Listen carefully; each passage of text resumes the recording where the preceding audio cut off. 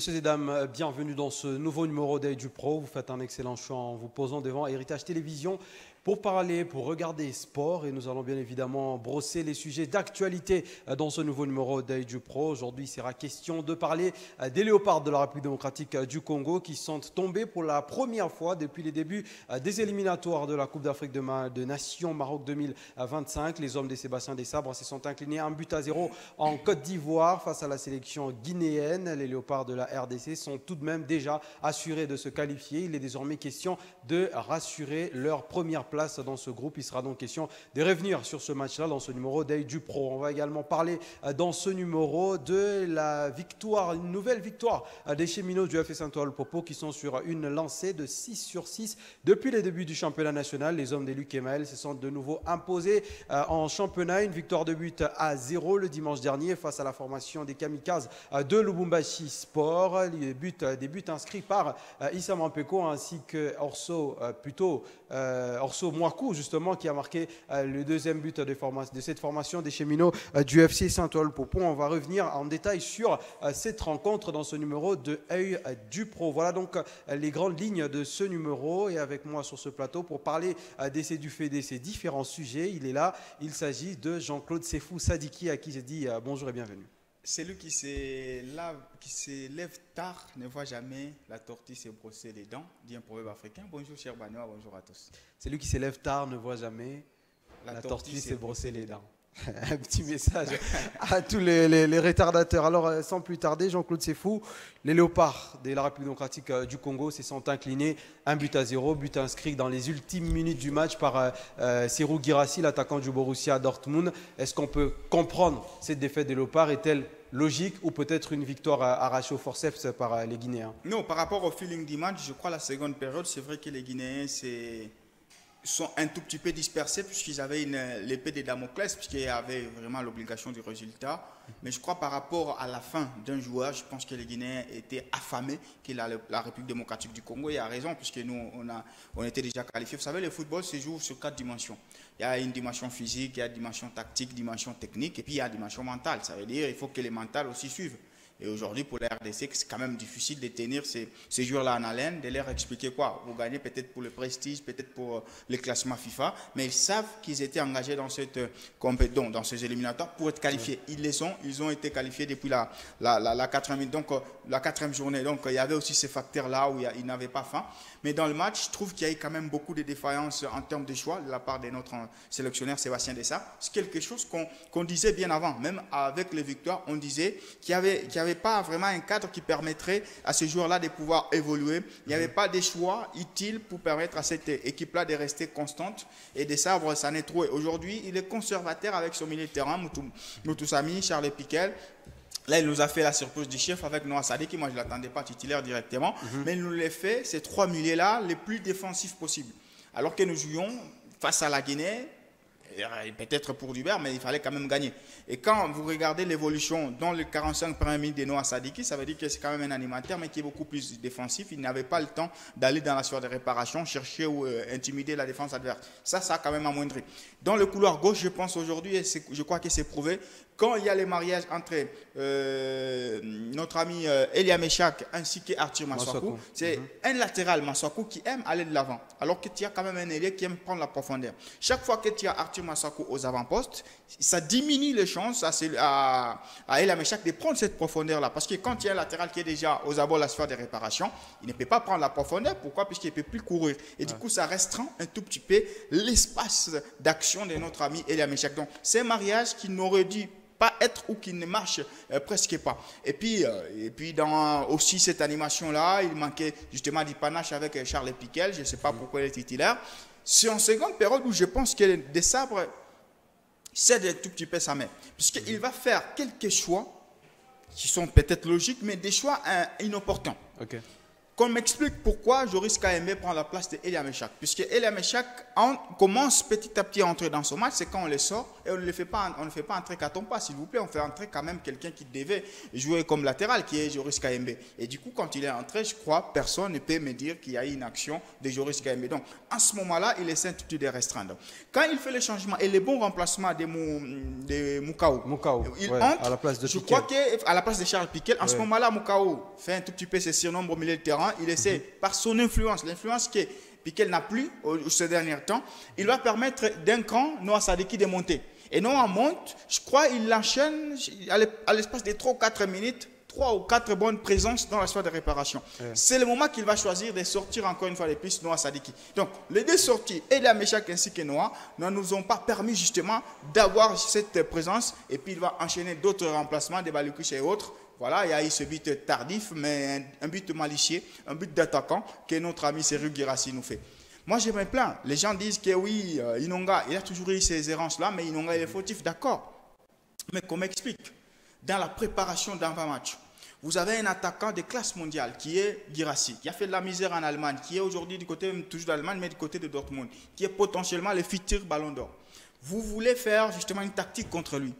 Tu envoies qui quand tu as Chancel et Inonga pour faire ces marquages? Moi, je pense qu'un entraîneur sérieux enverrait, pas sérieux, un entraîneur quand même qui se reconnaît, enverrait Chancel Memba, puisque celui-ci, il a quand même un background, il a de l'expérience. Je vous rappelle que Chancel a joué plusieurs fois la Ligue des Champions. Donc, ça pourrait permettre quand même à intimider même Guirassy. Mais quand tu mets Inonga, je crois qu'il était un peu à l'aise, même en première période, je crois Guirassy, par ses mouvements, il fait montrer que c'est quand même un grand attaquant. Il fallait associer un bon défenseur qui allait les marquer. Mais le but arrive, pourquoi? Parce qu'il y a quand même les entrants, les Balukusha, les Mboukou qui vont perdre les ballons au milieu de terrain. Et puis il y aura ces centres très malicieux. Et puis ce but des classes mondiales. On a failli. Pour moi, c'est Desabre qui est responsable, même si sur le terrain, il y a eu quand même les fights d'hommes. Mais je crois que la paire Moutoussamy Piquel nous a quand même démontré beaucoup de limites, puisqu'elle ne nous permet pas d'avoir cette présence offensive, même si défensivement, il n'y a rien à se plaindre. Et avant peut-être de se projeter sur le prochain match des Léopards qui aura lieu le mardi face à l'équipe éthiopienne au stade de Martyrs de la Pentecôte, Jean-Claude Sefou, est-ce que cette équipe guinéenne est devenue une équipe dépendante de Serhou Guirassy, parce qu'avant lui, c'était le déluge, et puis depuis son retour, il marque 5 buts, je crois là maintenant 6 buts depuis son retour. Est-ce que c'est une équipe qui est totalement dépendante de son avant-centre? Ce qui est logique, pour moi, le football, il réfléchit par moi comme ça. Quand tu as quand même un attaquant de cette classe-là, je crois que tu peux qu'être dépendant. Nous, aujourd'hui, on n'arrive pas à avoir justement un joueur qui prendra les pouvoirs. On met souvent sur Wissa, on sait que Wissa, il n'est pas régulier avec notre sélection, même s'il est en club. Mais Guirassy, lui, il concentre tellement les énergies et il marque, ce qui fait que... Mais je crois que le déclic ne vient pas avec son retour. Pour moi, le déclic de la Guinée vient avec l'arrivée de Michel Dissouye. C'est lui, en tout cas, qui vient créer ces cadres-là, qui permet maintenant à celui-ci, qui est Guirassy, de pouvoir avoir des connexions, non seulement sur les côtés, mais dans l'axe. Et puis, il a tellement... Bon, en fait, c'est justement une facture haute, hein. Il faut le reconnaître. C'est un bon neuf. Ça veut dire il propose beaucoup, et au milieu de terrain, et même dans le côté. Donc, il a les ballons dans le couloir. Les manières dont il va se déplacer permet justement au porteur du ballon d'avoir au moins un point de chute ou une solution. Et même quand le ballon est dans l'axe, il a ces mouvements-là, il a ces connexions-là, que même le jeu fermé, tu peux faire une passe et il est au bon moment, et puis il marque. Donc, pour moi, les déclics, c'est lui qui crée ces logiciels un peu, qui permet à Guirassy de pouvoir s'exprimer. C'est Dissouye qui a insufflé cette bonne dynamique qui n'était pas avant. Parce qu'avant, Guirassy, c'était tout sauf un joueur de football. Là, on sent quand même que, ouais, il a quand même ses pouvoirs et il permet de se concentrer. Aussi longtemps qu'il marque, je crois que la Guinée peut toujours dépendre de lui jusqu'à ce que ça va se lasser comme Mbappé avec l'équipe de France. Serhou Guirassy, potentiellement futur ballon d'or africain, le Guinéen qui évolue du côté du Borussia Dortmund. Un dernier mot sur les Léopards, Jean-Claude Sefou, qui vont affronter l'Éthiopie ce mardi. C'est le dernier match de groupe. Les Léopards étaient sur un sans faute. Ils ont encaissé un but et concédé cette défaite-là. Dans quel état d'esprit les Léopards doivent aborder ce match contre l'Éthiopie, et est-ce qu'il y a des dangers pour que la RDC perde justement cette première place, parce qu'il y a une infime possibilité que cela se produise? Mathématiquement, je crois que le danger est là. On peut perdre si on perd face à l'Éthiopie, sauf qu'on joue quand même face au maillon faible. C'est lui qui a distribué les points à tous les adversaires. Et puis on est à Kinshasa. Je crois que le concept à domicile, c'est quand même un concept qui permettra justement aux Léopards de pouvoir bien s'émouvoir dans ce stade-là. Et puis je pense aussi que la défaite, ça a été reçu comme un coup de massue. Je crois que même de ça, on ne s'attendait pas que le Congo, c'est aussi une pression. Ils sont qualifiés, on perd, et puis c'est tout le monde qui tombe sur toi. Ça veut dire qu'il va essayer un tout petit peu de se requinquer pour permettre à ce que les matchs soient plaisants. Il nous a promis quand même de tourner l'effectif. Justement. Maintenant, ce que moi j'aime dire, aujourd'hui, il va choisir justement cette voie-là, mettre un peu plus de jeunes, reposer Piquel s'il vous plaît. Et pour moi, de tous les joueurs qui ont commencé face à la Guinée au match, je pense que c'est Piquel qui va être sanctionné. Pour moi, je n'attends pas vraiment voir Piquel titulaire, et ça, je donne ma main à couper. Piquel ne sera pas titulaire parce que je sais qu'au moins de ça, c'est un coach. Je pense qu'il est coach et il le sera. Donc Piquel ne va pas jouer. Il peut permettre maintenant de mettre des jeunes, des Moukaou, des Mboukou, ils ont la capacité. Et moi, ce qui va faire la différence face à l'Éthiopie, là où moi je n'ai pas peur, c'est la qualité intrinsèque dans les deux vestiaires. Je crois que l'Éthiopie, c'est quand même trop bas. Si c'était la boxe, je crois qu'on ne boxe pas dans la même catégorie. C'est un peu 60, 90 et on ne boxe pas. Donc, mais comme c'est les foot, on est ensemble, la RDC a quand même une qualité extraordinaire dans son vestiaire là. Ça peut toujours faire la différence. Contexte à domicile, on vient d'une défaite et puis on a quand même des jeunes qui peuvent prendre facilement du pouvoir et puis l'effectif adverse est trop faible. Je crois que tout est réuni pour que nous puissions gagner. Moi, je m'attends à un vrai score. Un score fleuve, par exemple. Est-ce qu'il y a, dans l'histoire des dessins avec les Léopards, il n'y a pas ces non, il n'y a pas plus de 3 buts. Il y a un 3 buts face à... Il y a 3-1 face à la Mauritanie, son premier match à Lubumbashi, et après c'est tout. Donc il va falloir qu'on fasse... Marquons un peu les esprits, il y a l'Algérie qui fait les 5, si on fait 4, ça envoie un peu un message, avec un but de Sendé, Elia, Noah Sadiki. Ça va on espère. Je n'ai pas peur parce que je sais que l'Éthiopie c'est trop bas. On espère bien que les Léopards de la RDC vont finir en beauté ces qualifications pour la CAN Maroc 2025. On rappelle encore une fois de plus que le match aura lieu ce mardi au stade de la Pentecôte, le stade de martyrs de la Pentecôte à Kinshasa pour le compte de ce dernier match. On va changer de chapitre cette fois-ci pour parler de la Ligue nationale de football. Oui, il y a eu match. Le FC Saint-Ola Lupopo s'est imposé le dimanche dernier 2-0 contre les Kamikazes de Lubumbashi Sport. Une victoire arrachée par les hommes de Luc et Maël, 2-0 comme je disais tout à l'heure. Mais avant de décrypter cette rencontre, je vous prie donc de suivre le résumé de la partie avec Jean-Claude Sefou Sadiki, bien sûr, qui nous concocte ce résumé. Ensuite, on se retrouve tout de suite. Le match se suit et se ressemble pour les adversaires du FC Saint-Éloi Lupopo en ce début de la Ligue nationale de football. L'équipe du Belge Luc Emaël devient un cauchemar pour les autres. Opposé aux Kamikazes dans un duel de Lubumbashi, Lupopo, pourtant amputé de Kazema Basso et Harvey Ossetti, a réalisé l'une des plus belles entames de cette Ligue nationale de football avec 2 buts coup sur coup. 12e minute, bien lancé par les caviars de son capitaine Mika Miché, le trentenaire Issa Mampeko fera l'enchaînement au plus que parfait pour marquer son premier but avec les jaunes et bleus.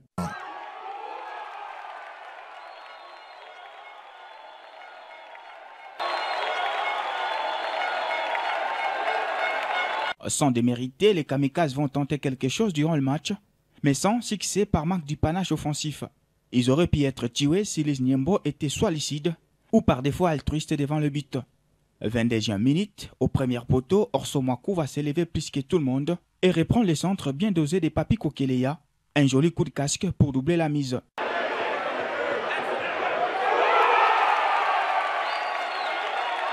Au retour des vestiaires, les cheminots vont baisser la température, alors que le Lubumbashi Sport, très joueur sur les terrains, sera moins buteur. Les entrées de Jonathan Masakidi, Patouka Bangou, Massini ne vont qu'accroître une gestion saine dans un temps faible de l'équipe. Le FC Saint-Éloi Lupopo enchaîne un 5e succès des rangs en attendant le verdict du match face à Simba de Kolwezi, où on imagine qu'une 6e victoire leur tend la main. Prochain rendez-vous au bord du lac Tanganyika à Kalemi pour y jouer les locaux. 6 matchs, 6 victoires, Jean-Claude Sefou Sadiki, bien qu'il y ait un résultat qui est encore en suspens du côté des dirigeants de la Ligue nationale de football. C'est le match Simba Lupopo, mais c'est une équipe qui n'arrête pas de gagner.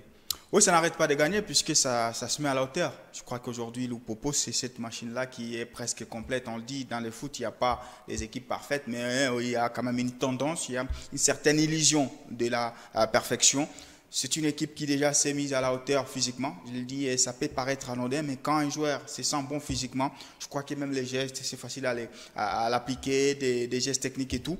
Et aujourd'hui, face à Lubumbashi Sport, qui est une très bonne équipe, des Kamikazes, avec beaucoup plus de verticalité, mais également des jets de passes et tout, un peu académique, mais un peu trop jeune aussi.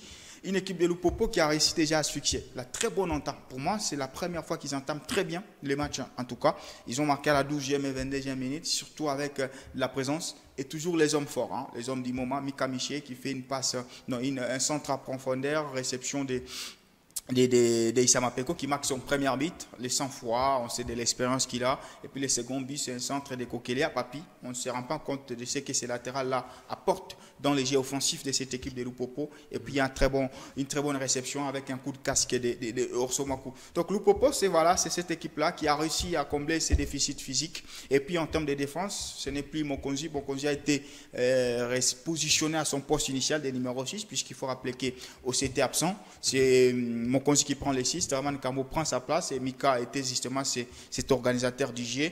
On a Joseph qui est venu des Aigles du Congo avec l'entraîneur Lekemel qui fait cette paire défensive dans l'axe avec Iko Yembe.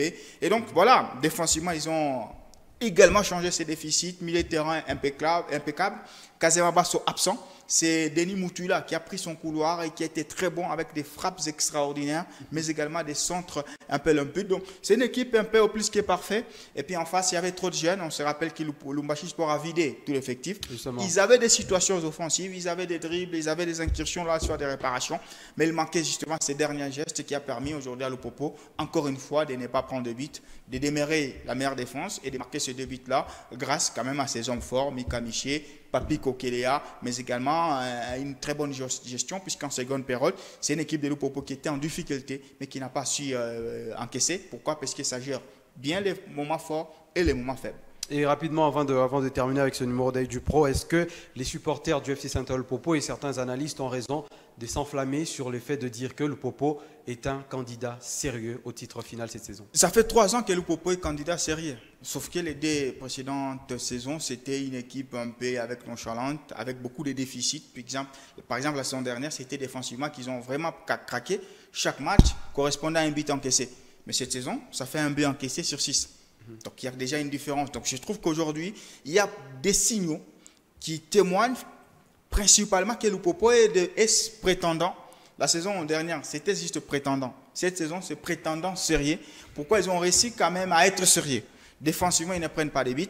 Et puis au milieu de terrain, on sait qu'il y a des classiques. Maintenant, ça va dépendre de la manière dont ces joueurs-là, qui sont aujourd'hui en forme, vont tenir. Puisqu'on connaît le championnat, c'est aller-retour durant 10 mois.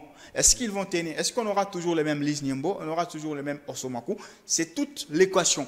Mais je sais juste que les grandes institutions permettent à ces joueurs-là de garder cet impôt. Mazembe le fait.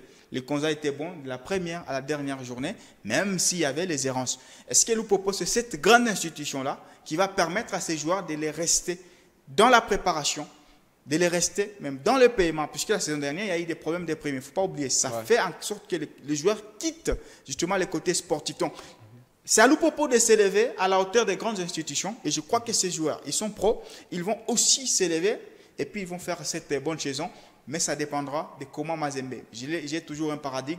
Mazembe, c'est les favoris permanents. Ça veut dire que tu gagnes la Ligue de foot, c'est si Mazembe te le permet par justement son inefficacité. Donc si Mazembe continue comme ça, je crois que le Popo va permettre. Parce que Mazembe à 70%, c'est suffisant pour gagner cette Ligue de foot. Et c'est sur ces mots, mesdames et messieurs, qu'on va placer un point final à ce numéro d'œil du pro. Merci à vous de l'avoir suivi. On se retrouve très prochainement pour un nouveau numéro d'œil du pro. À regarder également ce mercredi dans l'après-midi en direct sur votre chaîne. Un plateau spécial en rapport avec les qualifications de la CAN Maroc 2025. D'ici là, portez-vous bien et restez branchés sur le programme de la télévision à Grande Vision. Merci et au revoir.